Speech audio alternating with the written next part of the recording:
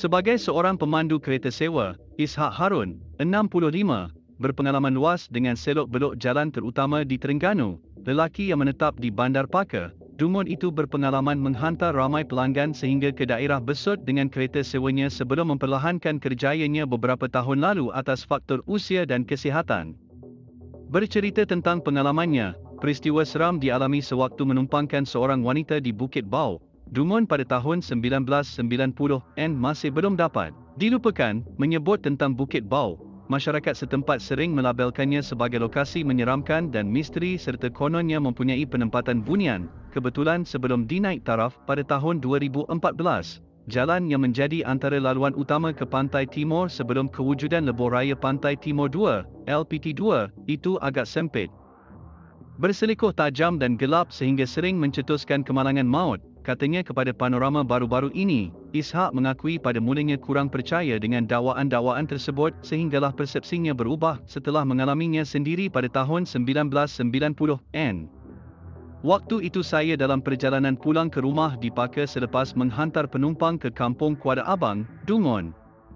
Sebaik melintasi laluan di Bukit Bau, seorang wanita muda berambut panjang mengurai berbaju kurung melambaikan tangan menahan kereta sewa saya. Ceritanya, Ishak berkata, pada mulanya dia tidak mahu melayan memandangkan pada ketika itu jam sudah menunjukkan pukul 1 pagi. Namun tetap memberhentikan kenderaan. Wanita yang berusia dalam lingkungan 20-an itu merayu ihsan saya untuk membantu membawanya pulang ke rumah orang tuanya yang terletak di sebuah perkampungan tidak jauh dari kawasan itu.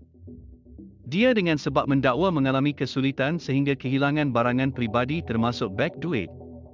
Saya yang tidak sampai hati telah mempelawanya masuk ke dalam kereta sewa dan berjanji akan menghantarnya pulang tanpa mengenakan sebarang bayaran, katanya.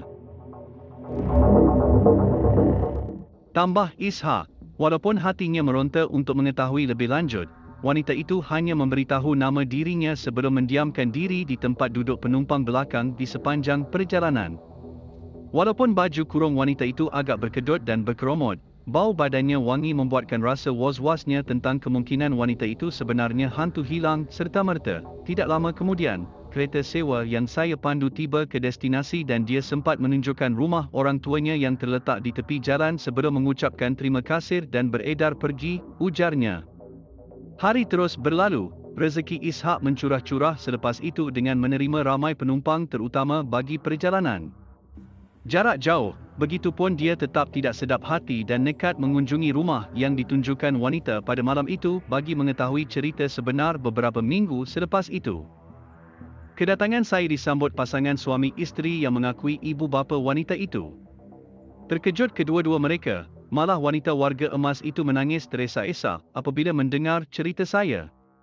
Dalam keadaan serba salah, suami isteri itu memberitahu wanita yang menaiki kereta sewa saya itu sebenarnya sudah meninggal dunia akibat kemalangan jalan raya di Bukit Bau kira-kira sebulan sebelum saya menemui keribatnya, katanya. Mendengar penjelasan itu, giliran Ishak pula terkejut dan bertanya berkali-kali bagi mendapatkan kepastian sebelum ditunjukkan pusara wanita itu yang dikebumikan di tanah perkuburan Islam tidak jauh dari rumahnya. Saya demam beberapa hari selepas itu.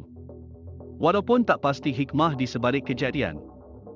Sejak hari itu, saya lebih kerap memasang bacaan Al-Quran terutama apabila memandu kereta sewa pada waktu malam berbanding memutarkan radio untuk dengar lagu kesukaan, ujarnya.